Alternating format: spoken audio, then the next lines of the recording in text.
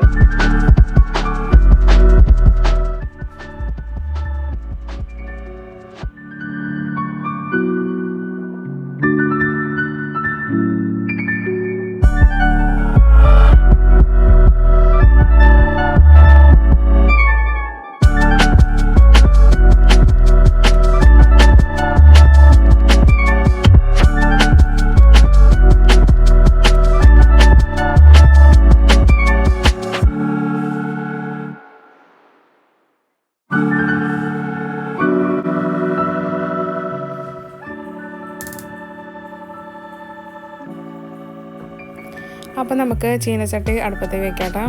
അതായത് വെള്ളമൊക്കെ നന്നായിട്ട് ഉണങ്ങിയതിന് ശേഷം അതിലേക്ക് ആവശ്യത്തിന് വെളിച്ചെണ്ണ ഒഴിച്ച് കൊടുക്കുക.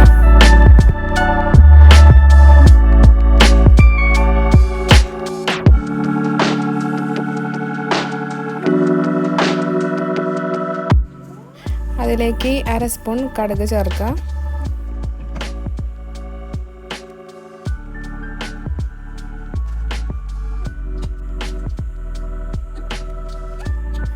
കടുക് നന്നായി പൊട്ടിയതിന് ശേഷം നമുക്ക് ഇഞ്ചി അതിലേക്ക് ഇടാം കേട്ടോ. ഇഞ്ചിയും പച്ചമുളകും ഇട്ട് അത് ജസ്റ്റ് ഒന്ന് വാടാൻ വേണ്ടി വെയിറ്റ് ചെയ്യാം. അതിന് ശേഷം നമുക്ക് സബോളയും കാര്യങ്ങളൊക്കെ ചേർക്കാം കേട്ടോ.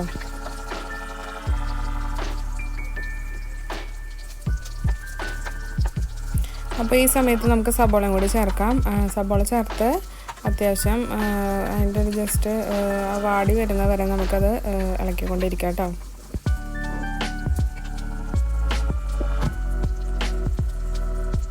അപ്പോൾ സബോള വേഗം വഴന്ന് കിട്ടാൻ വേണ്ടി നമുക്കതിലേക്ക് കുറച്ച് ഉപ്പ് കൂടി ചേർക്കാം.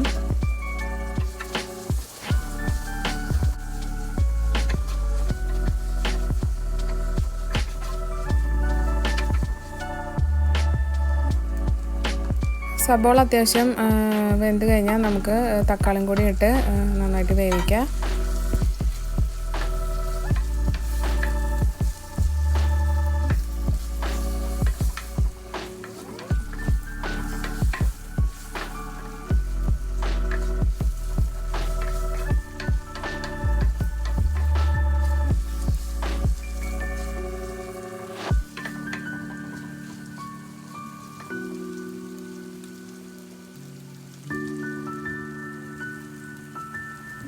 സബോളയും തക്കാളിയും അത്യാവശ്യം വെന്ത് വന്നിട്ടുണ്ട്. അപ്പോൾ നമുക്കതിലേക്ക് 1/2 സ്പൂൺ മഞ്ഞൾപ്പൊടി ചേർക്കാം.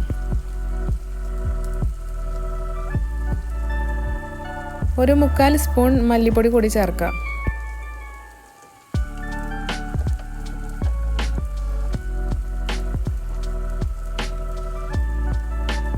അതിലേക്ക് 1 സ്പൂൺ മുളക് പൊടി കൂടി ചേർത്ത് നന്നായി ഇളക്കി യോജിപ്പിച്ച് അത് നന്നായി മൊരിഞ്ഞ് വരണ വരെ വെയിറ്റ് ചെയ്യാം.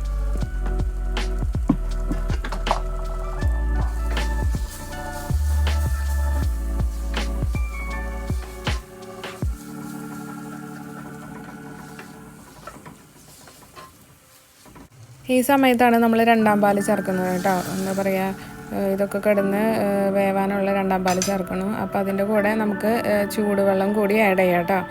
അപ്പോൾ അത് അതിൽ കിടന്ന് നന്നായി തിളച്ചതിന് ശേഷമാണ് ബാക്കിയുള്ള കാര്യങ്ങൾ നമ്മൾ ചെയ്യണം.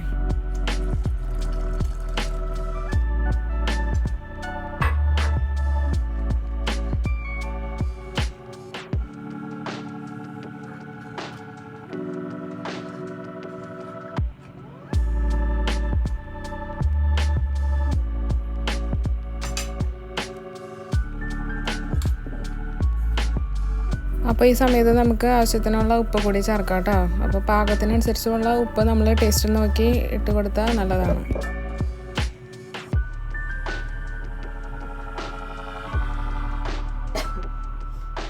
കുറച്ച് നേരം മൂടി വെച്ച് അത് നന്നായി തിളയ്ക്കണ വരെ വെയിറ്റ് ചെയ്യുക. നന്നായി തിളച്ചതിന് ശേഷം നമുക്ക് നന്നായി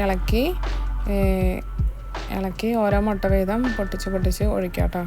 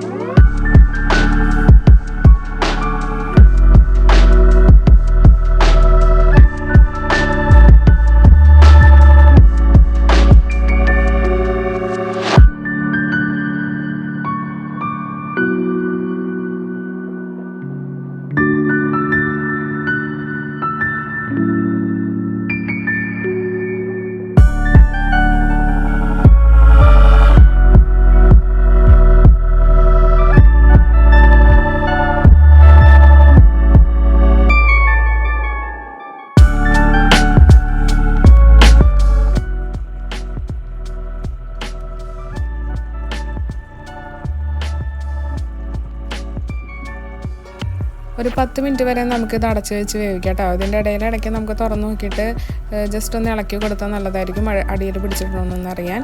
അപ്പോൾ അതൊരു 10 മിനിറ്റ് വരെ വേവിച്ച് കഴിഞ്ഞാൽ നമ്മുടെ മുട്ടയൊക്കെ അത്യാവശ്യം വെന്തുണ്ടാവും കേട്ടോ.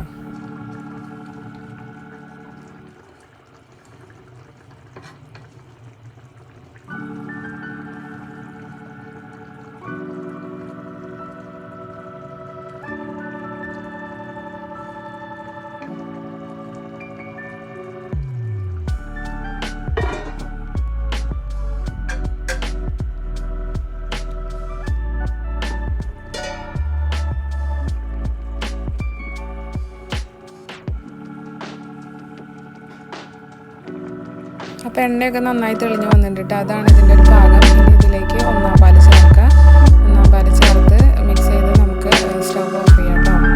നമ്മുടെ കറി റെഡി ആയിട്ടുണ്ട്. അപ്പോൾ ചൂടോടുകൂടി തന്നെ വിളമ്പാം. നല്ല അടിപൊളിയായിട്ടുള്ള ഒരു ടേസ്റ്റുള്ള കറിയാണ് ഇത്. പാലും കൂടി ഒഴിച്ച് ഒരു ജസ്റ്റ് 5 മിനിറ്റ് നേരം അടച്ച് വെച്ച് നമുക്ക് കറി വിളമ്പാം.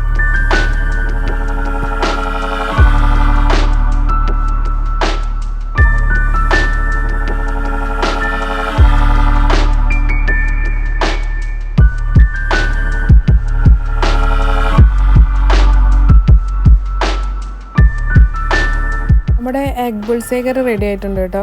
അപ്പോൾ നെക്സ്റ്റ് വീഡിയോ ആയിട്ട് വരുന്നവരേക്കും എല്ലാവർക്കും ബൈ.